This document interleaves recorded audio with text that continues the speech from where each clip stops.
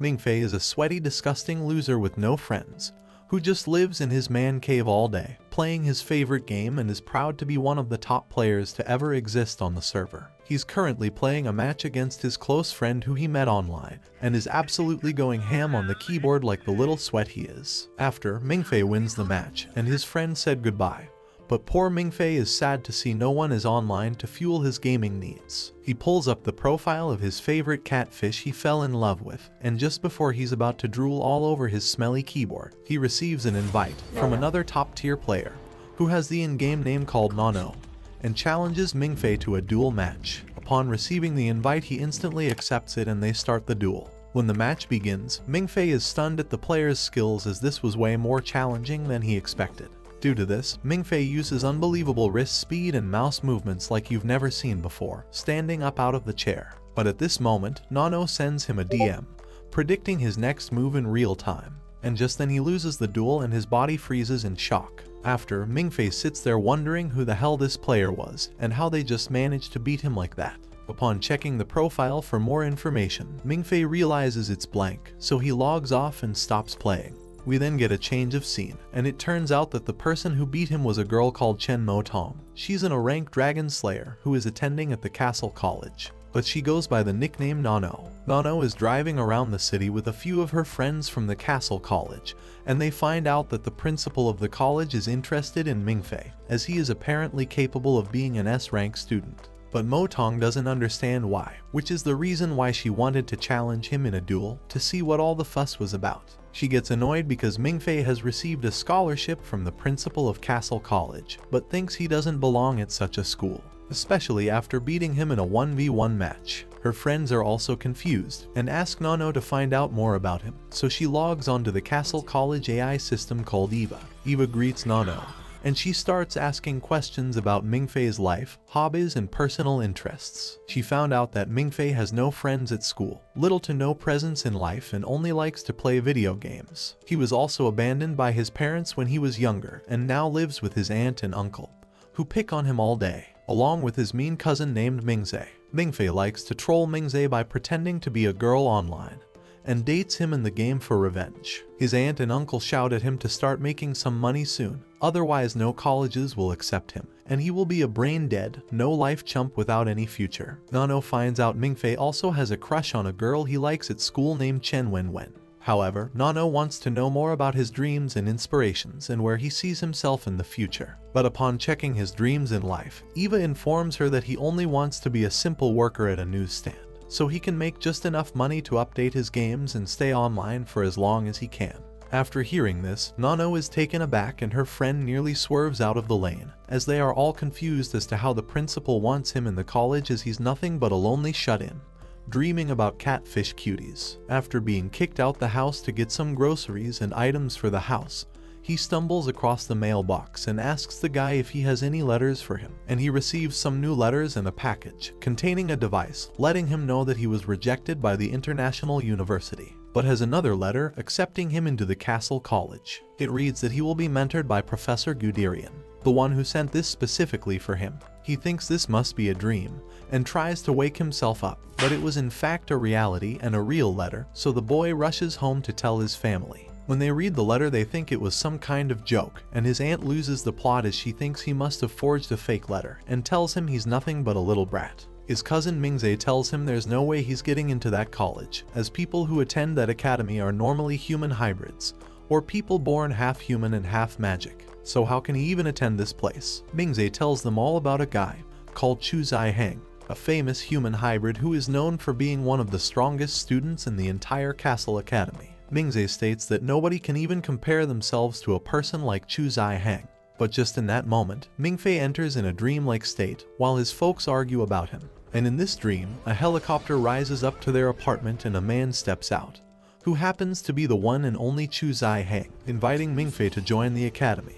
And he even bows down before him, calling Mingfei his master and that they have been waiting a long time to see him. However, he gets out of the daydream and back to reality, and thinks that maybe his family is right about all this, and maybe someone was playing a joke on him, so he starts to walk away. But right then the device that was inside the letter starts to ring, and his aunt informs him that the person on the line wants to interview Mingfei tomorrow about the recent acceptance of the Castle College, and their faces drop. Later on, Mingfei speaks to his best friend online, and he seems to be the only person who's excited to hear about the news, and gives him some tips on how to present himself in the interview. The next day, Mingfei arrives at the building located in the main city for the interview, and upon arriving, he is surprised to see some of his fellow classmates from his previous school, as they seem to have also gotten the same letter. And one of the students is his long-life crush, a girl called Chen Wenwen. As they all wait in line for the interview, Mingfei asks Wenwen how she ended up here, and also gives her some confidence,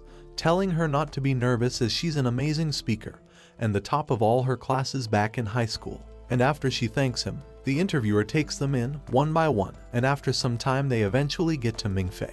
He has spent the previous day repeating several interviewer questions and answers in his head, so he doesn't mess it up. But when the examiner asks him the questions, they say things that are completely random, like if he believes in aliens, which completely threw him off guard, as he was expecting they would ask him something normal, like where he grew up and his life story. But one of the other interviewers, who is typing up the answers, told him he didn't care about his life and only wants him to answer these simple questions as they are extremely important. After that, Mingfei told the guy that he does believe in aliens, and that every night he looks up into the night sky and stares at the stars, and told them that the universe is too wide and that there must be life beyond Earth and on other planets out in the galaxy somewhere. After these random questions, he gets up and leaves, apologizing to the examiners, and said he must have signed up to the wrong college, and exits the building. While he walks outside, we see a man storm into the building and confronts both examiners about Mingfei and how the interview went.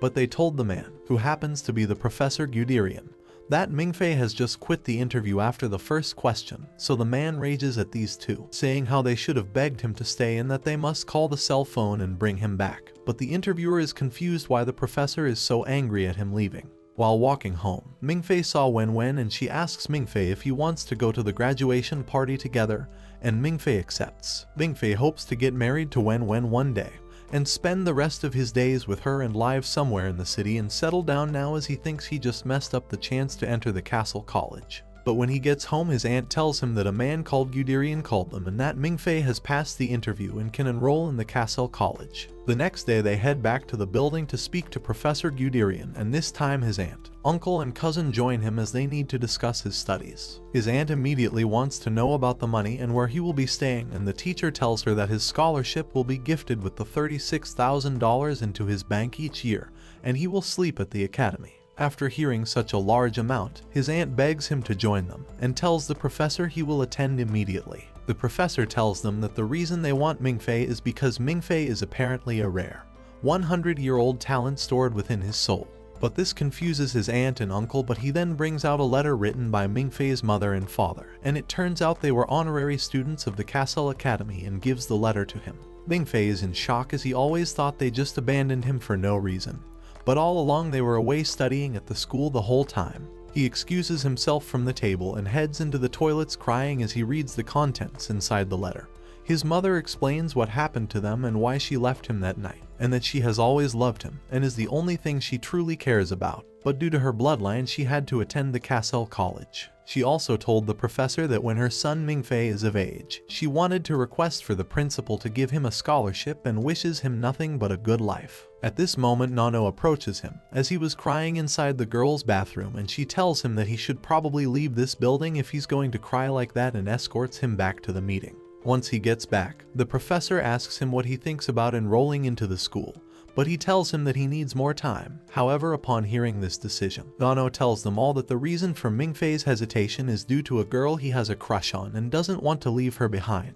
This shocks Mingfei, and is totally surprised that she might know Chen Wenwen. But then she explains how she just guessed it randomly. But after that, she gives herself away on who she really is, as she said something that she said to him in the duel match that night in the game, and he instantly remembers it and figures out that Motong is actually Nano, and the same person who managed to beat him in the game. After he sits on the rooftop and wonders how she knows so much about his private affairs, and begins to take out his phone and starts to confess his feelings towards Chen Wenwen. But as he's doing this, Nano appears behind him, startling him. She tells him that Eva, the artificial intelligence, can easily locate his location, and she came here from orders of the Professor Guderian to try and convince him on joining the academy one last time. But Mingfei hesitates again, all because of his crush Wenwen, and tells Nano that he loves her and that he can't leave her behind, until he tells her his feelings. However, Nano tells him that she knows that Wenwen doesn't like him back and that he will ruin his chance on joining the academy for someone who doesn't even love him back.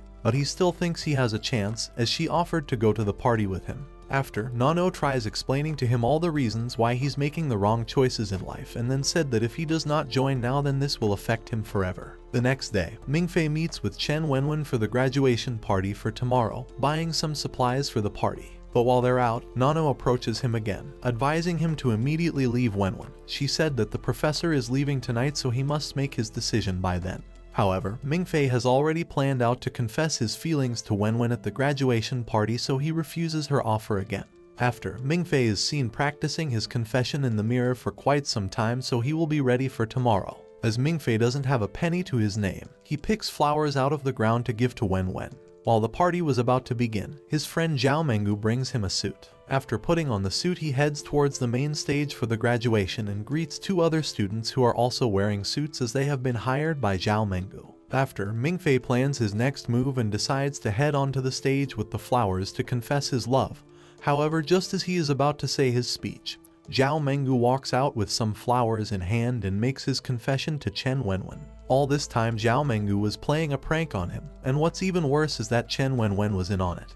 And she too expresses her feelings towards Zhao Mengu in front of Mingfei, and they start dating right there. Mingfei stands in complete silence, feeling the betrayal of his close friend, and is completely heartbroken. While Mingfei is feeling deep sadness and rejection, suddenly, Nano appears in the most beautiful outfit, making his classmates gasp in surprise as she elegantly walks down the steps of the graduation ceremony. Nano approaches Mingfei with her subordinates and claps her hands to signal the girls to change his outfit. After, the gorgeous Nano locks arms with Mingfei, while expressing to Wenwen and Zhao Mengu that Mingfei has more important things to do than to be here. And this annoys Mengu, so Nano tells them both that this is the last time they will ever see this version of Mingfei, and walks out the building. Nano tells him it's okay to look back at her one last time, but Mingfei refuses and doesn't turn around like an alpha Chad. After they leave, they drive for quite some time until their car runs out of gas. They stop somewhere to wait for the tank to refuel, but here is where Nano tells Mingfei that she cannot fail the principal or professor in not getting Mingfei to join Castle Academy. But Mingfei thanks Nano for not giving up on him and reconsiders, and wants to join the Castle College. So Nano informs Eva about his decision, and after Eva greets Mingfei for the first time and gives him all his current statistics, calling him an S-rank student, along with a student ID code and all the information about the college. Just then Nano crowns him, naming him a king of the college even though he hasn't done anything yet, so he gets overwhelmed with this news. She tells him that people have been crowned before him like his parents, however people would kill for the crown and even die for it. However, she submits to him and tells him that she will be his personal subordinate and guide him with knowledge that she has learned over the years of studying inside the college, so he gladly accepts her as a friend. Eva saves all of Mingfei's information onto the system for him to use, and this notifies all the other students who are attending the Castle College. A few days later, we see Mingfei at the airport, where he asks the officer about the CC line that he is supposed to take to get to the college, but the officer says that there is no such line, and that he doesn't entertain beggars. Mingfei looks at himself and his $20 and says that he is not a beggar, but then looks around to see a bunch of other beggars who look exactly like him with all the ragtag luggage on their back. The officer tells him to go to the Chinese embassy and ask for accommodation and food there, and then walks away, leaving him feeling more and more like a scammed NPC. He decides to go to McDonald's to get a burger, but gets refused service as they don't serve beggars either. Just then, he meets a silver-haired boy named Finger, and I'm sure ladies in the comments would love to meet him, but turns out he's broke, as well as he asks Mingfei for some money to buy some soda. He looks at his hands and notices the Castle College card in his hand and asks him if he was a student there, and takes out a similar card himself. He says that he is his senior and then takes his money just for the sake of it. Later that night, they both sit together and Finger reveals that he is in his 8th year, and typically a student graduates in 4 or 5 years, but he had to repeat a grade 4 times in a row because he's just that awesome. They both sit down at the metro station and wait for the CC line that they are meant to board in order to get to the college. Finger explains that the college is hidden in a valley and the easiest way to get to it is by the CC line unless you own a private jet and have permission from the headmaster. They wait until midnight before they fall asleep, and Mingfei has a dream where he finds himself in a war with people running in robes, and then he wakes up to see a big moon outside the station's window and a young boy sitting beside him on the ground. The boy looks at him and speaks to him as if he knows who Mingfei is, and calls him a brother, but then Mingfei wakes up again and finds out that he just had a dreamception. Just then, Finger wakes up as well and says that the CC line is here, and they both hear a man walking towards them with a bell in his hands. The guy announces that the CC 1000 express train is here and all students are to board it with their luggage and tickets. Finger walks up to him and the guy tells him that he didn't expect to see his failure of a face there, and Finger says that he has been demoted once again and has made the record of consecutive demotions, making him come down from grade A to an F after that. Mingfei also walks up to the conductor and tells him that he is a new student named Mingfei. Hearing his name, the conductor starts freaking out and asks if he really is the new S-grade student, and asks why hasn't the professor arrived in his plane to pick him up. Hearing this, Finger freaks out as well and asks if that is all true, and then Mingfei himself freaks out because he doesn't want to feel left out. With that, he checks in and the whole airport lights up and the underground passageway opens up for him, and the CC 1000 express train arrives with Professor Good popping out of it like Mario. They all board the train as the students change into their uniforms, and the professor asks Mingfei to sign an NDA as is customary for all students of the college because they study some special subjects here that aren't taught anywhere else in the world. After that, the professor explains that they study about dragons and asks Mingfei about his opinion on them. He says that they are just legendary creatures, part of various myths and stories, but the professor says that they are real and humans, and dragons have been at war for a very long time, but normal people don't know, and here at Castle College they study ways to kill dragons and produce heroes who can help mankind. After hearing him out, Mingfei says that perhaps the professor needs a mental doctor rather than a dragon slayer. But then he suddenly faints and has a dream about the same young boy who tells him that dragons are real and show him a scene with a real dragon atop an ice-covered peak, and explains that long ago, a human killed the Dragon King on its throne and he became the first human emperor. And when the dragon died, everyone celebrated, and it is because of the human hero that civilization has managed to advance so far. With that, he vanishes and Mingfei comes back to his senses. He wakes up and tells the professor that maybe he is crazy, but the professor brings in one of his associates who brings 2 boxes with himself. The man says that in his 40 years of career life, Mingfei is the second S-grader he has seen, and sadly the first one ice-skate himself with Truck Kun. After that, they open the first box and show him a dragon scale and ask him to try shooting at it with a gun. Mingfei says that he has experience with guns thanks to his military training and takes a shot at it, but the bullet bounces off, showcasing the scale's toughness. Mingfei says that it can be some advanced tech and then goes on to look at the other box, which shows a baby dragon inside a capsule in a sleeping state.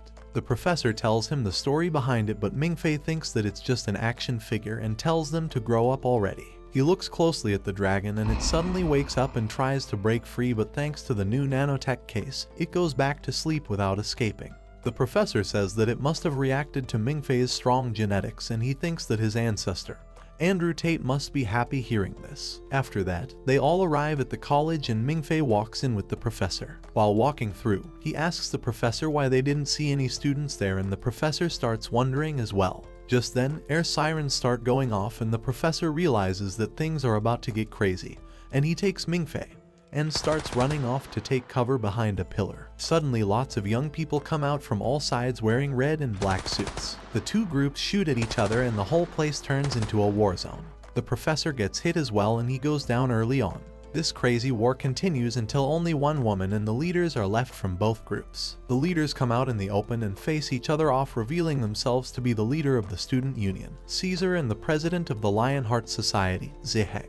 They both start fighting each other like the Opus protagonist from a fighting anime, and makes Mingfei look like the NPC he is in comparison. While they both get busy killing each other, the 2 girls come face to face with Mingfei in the middle, and the red team's girl turns out to be Nano. Nano points a gun at him and tells him to get down and takes a shot at the girl behind him.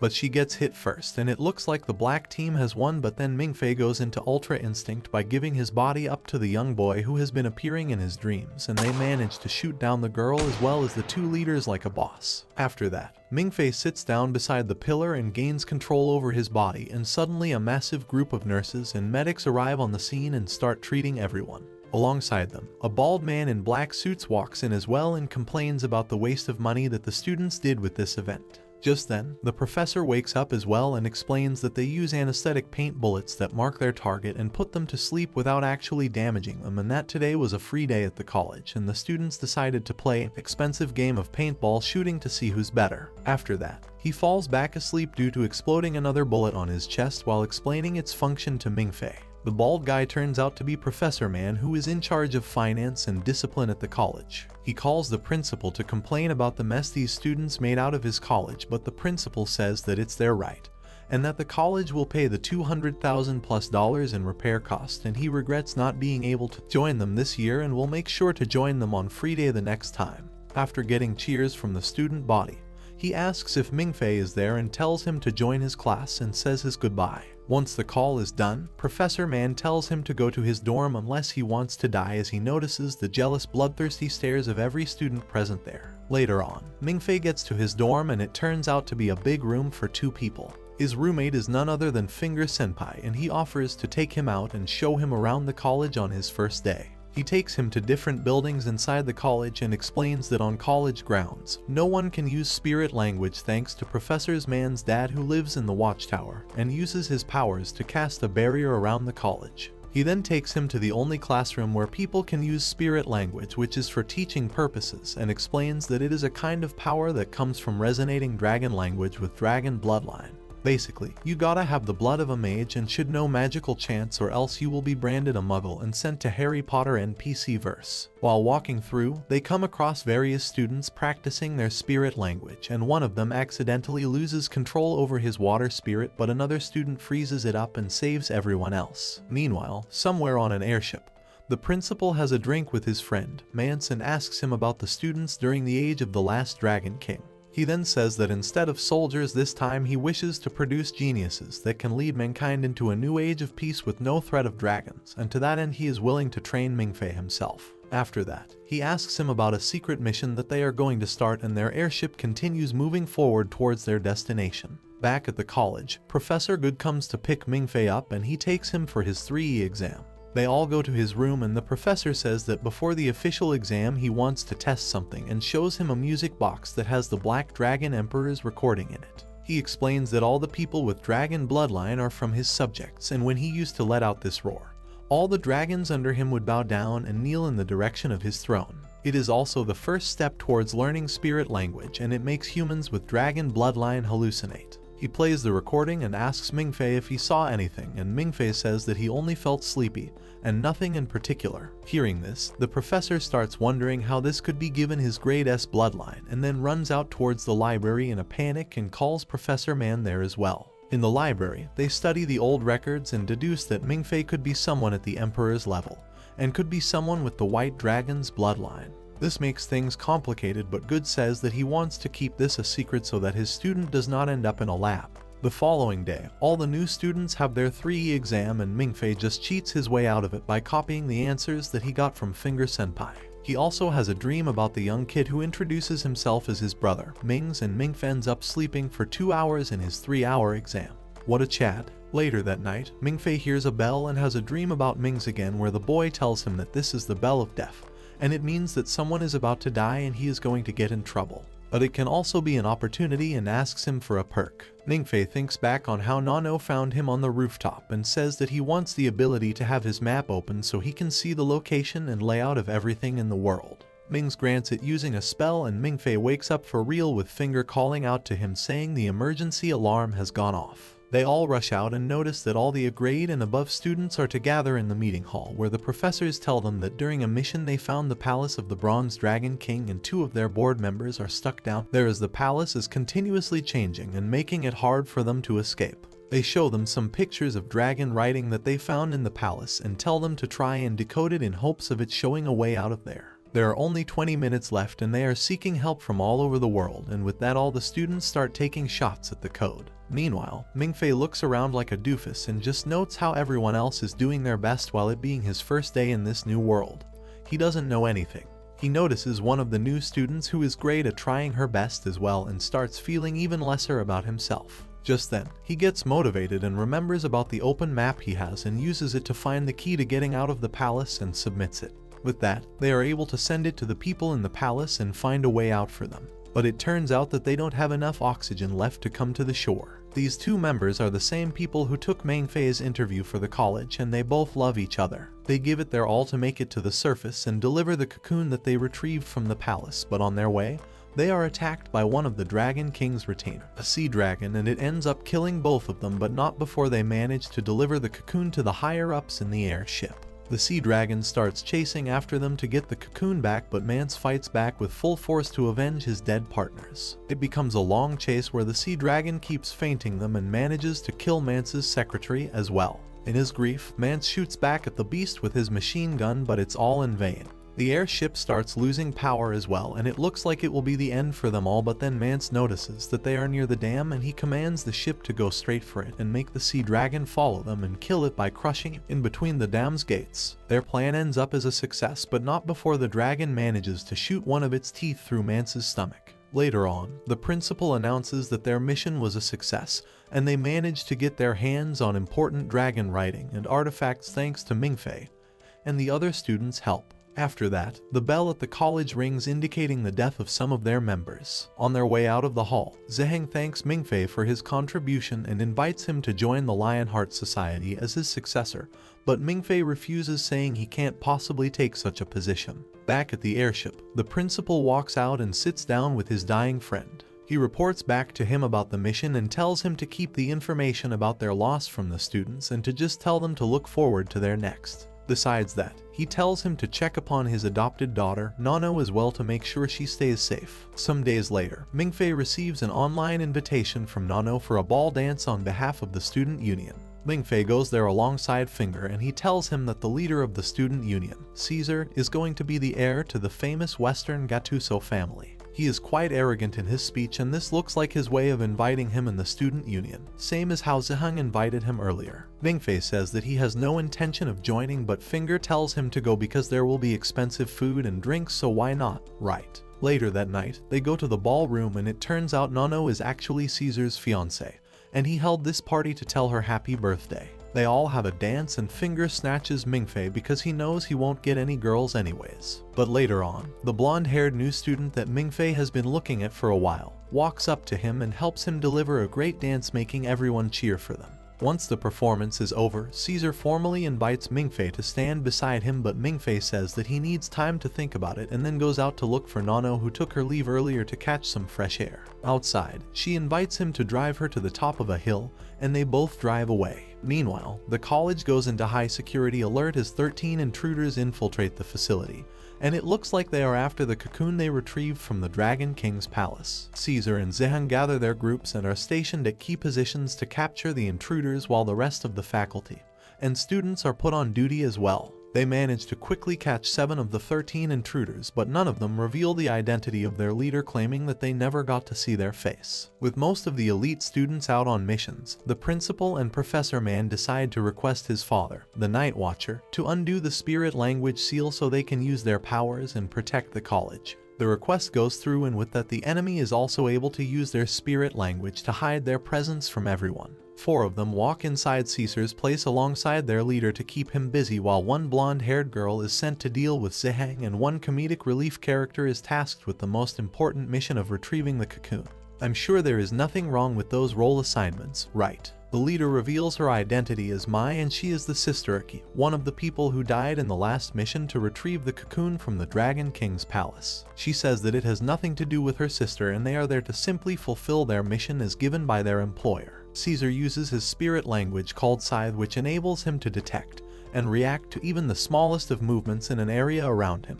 With this ability, he manages to cull down their numbers, and at the end only Caesar and Mai are left to face off against each other. Mai has the ability to conceal her presence and use super speedy movement to deliver precise strikes to kill the enemy like an assassin. It's the complete opposite of Caesar's ability, and their clash ends up in a draw when Caesar manages to block all her strikes but barely. On the other hand, Ziheng is revealed to have one of the most pure bloodlines among the students beside Mingfei, and his spirit language is the ability called Dragon King's Flames, an ability to set anything around him on fire and to control it. It turns out, the blonde girl on the enemy's side also has this rare ability, and it becomes an equal clash of flames. Meanwhile, the comedic relief guy manages to make his way to the underground chamber where the AI resides. Thanks to information from her, he manages to reach the underground research facility where the cocoon is kept, but on his way he accidentally loses his phone and also opens a locked door that was supposedly there since 1912. At the end, he sneaks inside the facility and sees the principal showcasing the cocoon to the researchers there, and they all notice that there is a crack on the cocoon, and from the CT scan report they find out that it was formed due to the hatching process instead of an accident as they had presumed. The scientists try to dissect the cocoon to see if there is anything living inside, but the principal threatens them and tells them to go out because they can't risk unleashing a dragon on the college. As the principal escorts them out, the comedic relief guy sneaks in and takes pictures of the cocoon and decides to break the case and take it with him for the $5 million cash he will receive as reward, but at the end, he loses his balls thanks to the illusions that he gets from being too close to the cocoon, and he decides to walk back empty-handed. But to everyone's surprise, a shadowy figure walks in after him and breaks the seal himself and feeds the cocoon some of his blood to unleash the Dragon King, Constantine. Back at the college, Caesar and Mai's fight ends up in a draw when a massive blast pushes them both away, and it leaves the area without electricity. They walk up to see what caused it and find burning footprints on the ground indicating that it could have been the doing of Ziheng and the other girl. While all this is happening, our boy Mingfei is enjoying a ride up the hill with his hot friend, Nano. On his way, he gets a vision from Mings who tells him that he can help him capture Nano's heart if he wants to, and then tells him to stop being such a chicken and to follow her advice from earlier and bring her a gift for her birthday. He decides on giving her flowers, and Ming says that he will make it happen. Later on, they sit down with their feet and spring on top of the hill, and Mings tells him that she wants him to join the student union so he can be her little brother and she will protect him.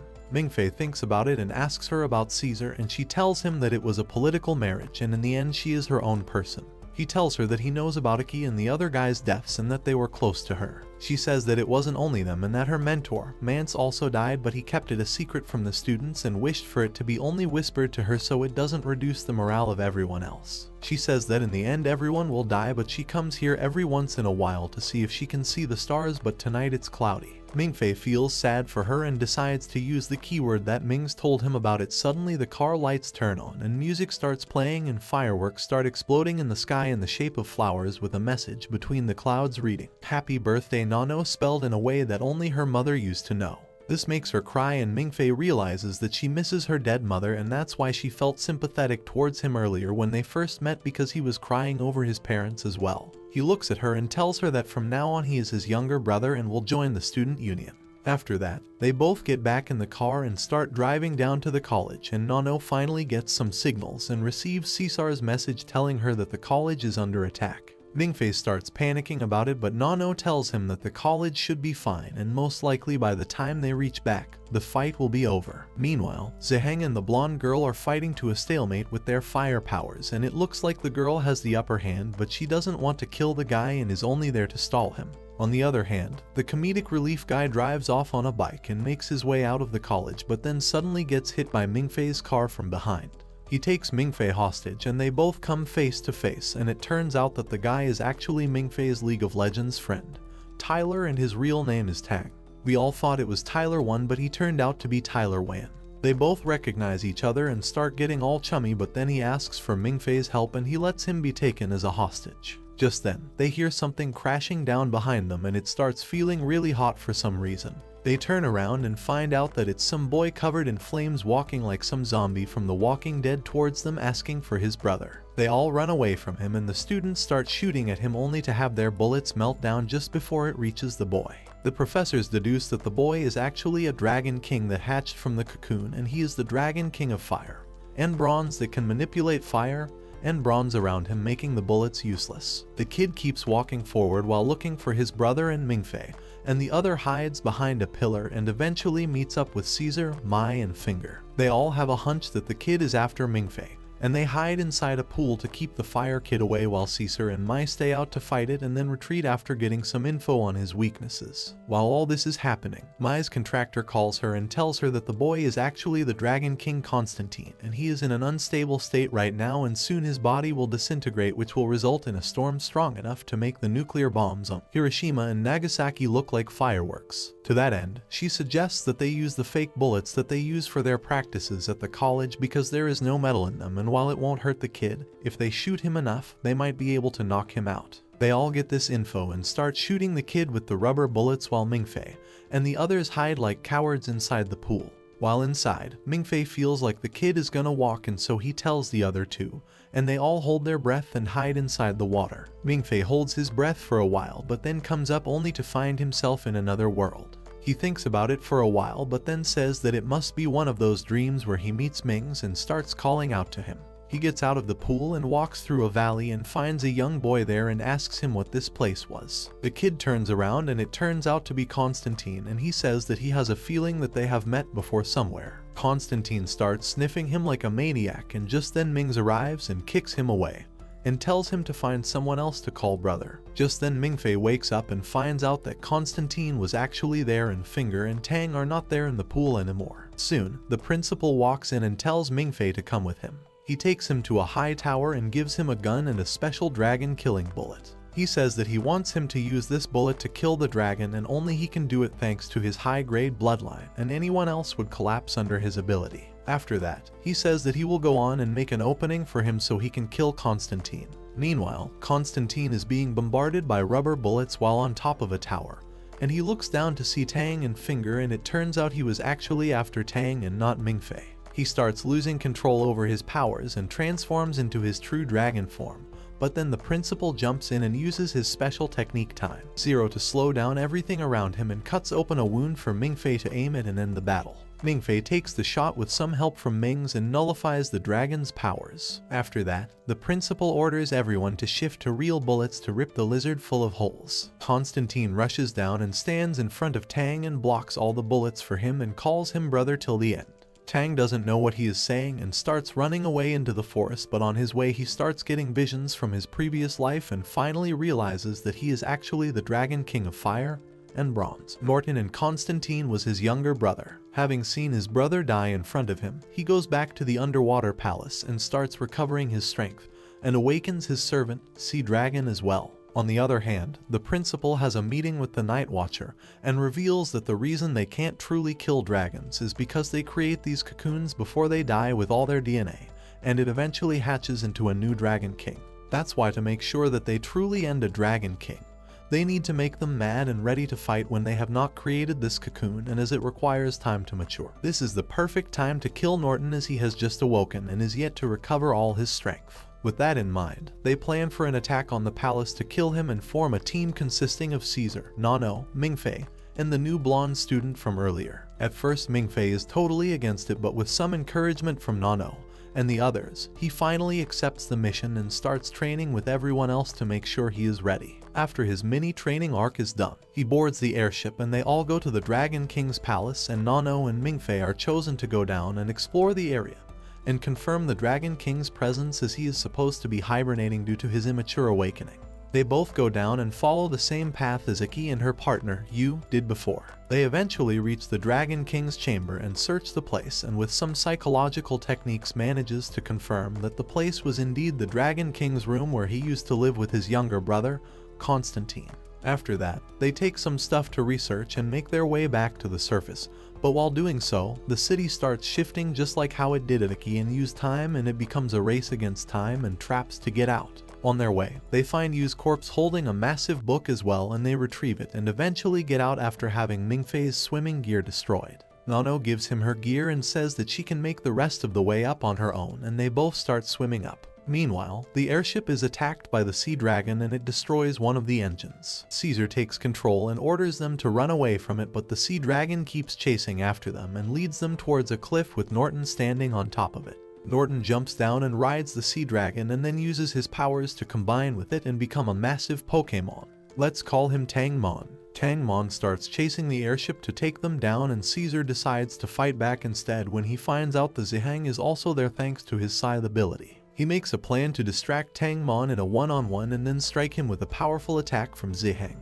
When their abilities clash, it will cause a massive explosion, blinding anyone looking at it, but then at that point, they will launch a special missile at Norton's real body and destroy him. Just like that, they throw down a rescue pod for Mingfei and Nano and start fighting the Pokémon in front of them. Caesar puts on a blindfold and activates his ability to aim at the dragon. Tang Mon deflects all the bullets like some Chinese Opus character, but it's all according to Caesar's plan, and he eventually releases his technique to reveal Zihang, who attacks Norton from above with his King Flames. Norton responds by firing back a similar attack, and as predicted, the explosion blinds them all except for Caesar, who had a blindfold on, and he commands the blonde girl to launch the missile on his command. The missile hits Norton's real body and sends the fusion to the depths of the ocean, marking their victory. Meanwhile, Mingfei and Nano find the escape pod, and Nano pushes Mingfei in and locks the door. Mingfei wonders what she is doing, but just then the drowning Tang Mon pierces through her chest with one of its stingers and makes her join the Dead Donut Gang. Looking at his only chance at losing his virginity right in front of him, Mingfei starts throwing a tantrum and goes kind of crazy. This makes him enter the inner realm, where he meets Mings, who offers to help him defeat the Dragon King and save his potential wife. Mingfei becomes interested in his words but feels really mad at himself for being this worthless piece of failure. He always lets others save him and can't do anything to help others back, but then with some help from Mings, he uses the most opus jutsu in the history of Dota, Talk no Jutsu. He uses the famous Talk no Jutsu on himself and cures his depression, something that none of you watching has been able to cure yet. With that out of the way, Mings tells him that he can make a demonic pact with him where he will grant 4 of his wishes and let him save Nano and defeat the Dragon King in exchange for the right to own his life and body if he ever claims to feel lonely and a portion of his own life. Mingfei accepts the terms, and Mings uses his power to give him lots of opus abilities, like using all kinds of spirit languages and some stat boosts. He also tells him about the book he is holding that he got from you, and says that it is actually the container for 7 weapons known as the 7 deadly sins that were ironically created by Norton himself long ago to kill humans. With everything in place, Mingfei comes out of the escape pod and rescues Nano. He can breathe underwater now thanks to his new abilities, and he heals Nano's wound and destroys the spike that is poking out of her stomach. He puts her in the escape pod and sends it back up, and then faces Norton, who is ready to eat him like fish food. Mingfei uses Spirit Block to seal his techniques and then unleashes the 7 deadly sins to fight the massive Pokémon. Their battle continues for quite some time as they exchange blows and strikes, and eventually Norton acknowledges him as an equal and decides to play it smart and hides away. He plans to strike him from the shadows and take him down, but Mingfei uses Scythe to find his location and manages to counter-attack and comes face to face with his real body. When he looks at his face, he realizes that it is actually his friend, Tyler Tang, and he becomes really sad. He can't bring himself to deliver the final strike but lets Norton grab him by his neck. Ming says that he has always been a softie and takes control over his body and stabs Norton with one of the 7 deadly sins, letting him drown to his demise. Back on the surface, Caesar and the others rescue Nano and give her first aid and medical treatment. The blonde-haired girl, Zero, finds Mingfei floating on the ocean surface as well and goes down to rescue him and brings him atop the airship as well. Meanwhile, Norton decides to use his dying breath to launch a final attack, but Mai shoots him down with the dragon-killing bullet as per her role in this mission, and just like that, Norton's chapter comes to an end. After all is said and done, the principal calls for Mingfei and has a meeting with him on their way back to the college. He explains who Tang was and reveals how Dragon Kings form this cocoon with their DNA to form new bodies to revive into. Tang was Norton's revived body, and when he saw his brother die in front of him, his true memories started coming back to him and he was revived as Norton. Mingfei listens to all of this but still feels sad about his only online friend and then just nods, implying that he understands. The principal tells him to not feel bad about killing him and that he saved millions if not billions of lives, and then asks him to keep all of this a secret as they don't know how Norton actually died. He says that Caesar's plan was amazing but it shouldn't have been enough to put Norton down, and then somehow Nano and he comes back alive as well. He's sure that there is something he is hiding from them as well, and Mingfei thinks back on his contract with Mings and says that he understands and thanks him for not questioning him further. After that, the principal hands him a letter and says that they received it from an unknown address and it is meant for him, and he opens it to find out that it is from his mother, and she tells him how she is sad for not being there for him and how she is proud of him and that she and his father wishes to come visit him when he graduates from the college. Mingfei starts crying and then takes his leave. Later on, Mingfei returns to the college and talks to Finger and starts complaining about him posting sassy news and articles about him on the college's site. Just then, they hear a knock on the door and open it to find Caesar in a cooking dress asking for some sugar. Finger gives him some and reveals that Caesar and Seheng move to the dorms alongside Nano and the vice president of the Lionheart Society. Nano comes by and gives Mingfei a chocolate and tells him that they are making more in the room. Finger immediately rushes out and starts hogging all the chocolate like his lonely ass, and Nano asks Mingfei if he will join them for dinner. Mingfei says he has some other plans and then walks back inside, and just then he receives mail from someone. He opens the package and finds a smartphone inside and wonders if he's having some sort of deja vu. He turns it on and finds a message in it. He opens it and finds out that it was sent to him from Mings, and he confirms the agreement and contract that they made and takes his price of 1/4 of his life for the power-ups he granted him in the last fight against Norton and to save Nano. Besides that, he tells him to keep the phone safe as he will fly to him if he ever sends him a message for help. Mingfei says that he just needs to not use the wishes and then he will be able to live across his friends all his life, and decides to live his college life to the fullest. Meanwhile, in the principal's office, we see that he has a picture of Mingfei and Mings and he seems to know who they actually are. Thanks for watching. If you enjoyed this and want to see more, please make sure to drop a like and subscribe to the channel with notifications turned on so you never miss a future video. And until next time guys, take care.